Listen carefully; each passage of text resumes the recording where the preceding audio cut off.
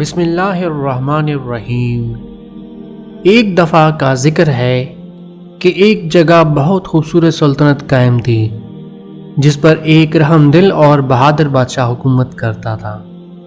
وہ ہمیشہ حق اور انصاف سے کام لیتا اور مشکل وقت میں صبر کا دامن ہاتھ سے جانے نہ دیتا تھا۔ بادشاہ کی طرح اس کی ملکہ بھی خوبصورت اور خوبصیرت تھی۔ بادشاہ کے پاس سوائے اولاد کے دنیا کی ہر چیز تھی۔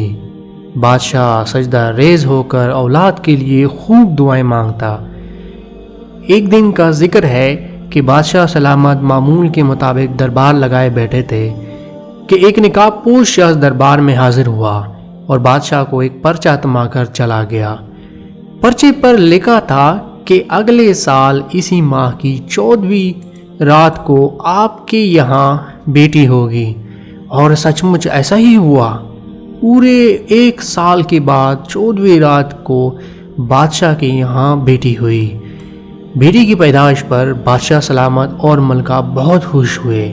نہ صرف وہ دونوں بلکہ ان کی پوری رعایا بہت خوش ہوئی۔ محل میں چاند سی شہزادی کی آمد پر پوری سلطنت میں جشن کا اعلان کیا گیا۔ اس جشن میں پوری رعایا کو مدعو کیا گیا تھا۔ اس سلطنت پر دور پہاڑوں میں 7 پریاں رہتی تھیں۔ بادشاہ سلامت نے ان پریوں کو بھی اس جشن میں شرکت کی دعوت دی، لیکن بادشاہ سلامت ایک بوڑھی پری کو دعوت دینا بھول گئے۔ مقررہ دن سب دعوت میں پہنچ گئے۔ پوری رعایا اور پریوں نے ننھی شہزادی کو تحائف دیے۔ ایک پری نے دعا دی کہ شہزادی کی نصیب اچھے ہوں۔ دوسری پری نے شہزادی کو صحت کا تحفہ دیا۔ تیسری پری نے شہزادی کو عقل کا تحفہ دیا۔ چوتھی پری نے شہزادی کو خوبصورتی کا تحفہ دیا۔ 5ویں پری نے شہزادی کو علم کا تحفہ دیا۔ چھٹی پری نے شہزادی کو لمبی عمر کا تحفہ دیا۔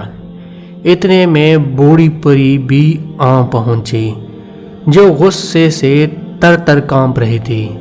وہ اصل میں جادوگرنی بھی تھی۔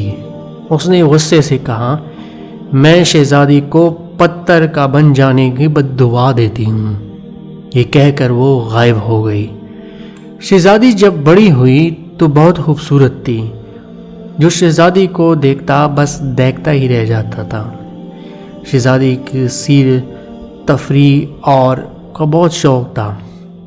ایک دن چلتے چلتے شہزادی محل کے ایسے حصے میں پہنچ گئی جو اس نے کبھی نہیں دیکھا تھا۔ شہزادی نے دیکھا کہ ایک بوڑھی عورت بیٹھی وہاں چرخا کاٹ رہی ہے۔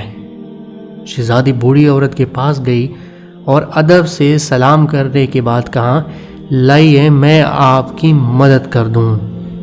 بوڑھی عورت نے شہزادی کو منع کرتے ہوئے کہا، نہیں بیٹی، تمہارا ہاتھ کٹ جائے گا۔ شہزادی نے جب ضد کی تو بوڑھی عورت نے شہزادی کو چرخا ہاتھ میں لینے کے لیے کہہ دیا۔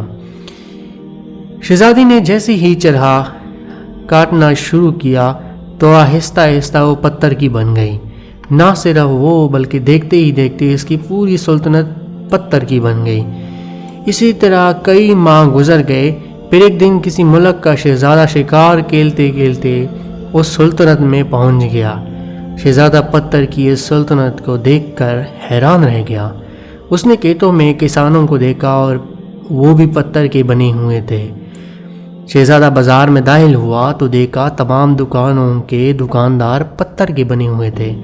چلتے چلتے شہزادہ محل میں داخل ہوا تو اس نے دیکھا کہ تمام درباری بھی پتھر کے بنے ہوئے ہیں۔ اسی طرح شہزادہ پورے محل میں گھومنے لگا۔ ایک کمرے میں شہزادے نے دیکھا کہ بادشاہ اور ملکہ اپنے تخت پر بیٹھے ہیں لیکن پتھر کے بنے ہوئے ہیں۔ شہزادے نے محل میں یہ بھی دیکھا کہ تمام کنیزیں اور خادم پتھر کے بنے ہوئے ہیں۔ ایک کمرے میں شہزادے نے دیکھا کہ ایک خوبصورت شہزادی پلنگ پر لیٹی ہوئی ہے۔ شہزادے نے جیسے ہی یہ پتہ کرنے کے لیے شہزادی کو ہاتھ لگایا کہ کیا وہ بھی پتھر کی ہے تو جادوگرنی کا تمام جادو اچانک ختم ہو گیا اور پوری سلطنت اپنی اصل حالت میں واپس آ گئی۔ بادشاہ نے اپنی اصل حالت میں واپس آنے کی خوشی میں شہزادے کو تحائف دینا چاہے۔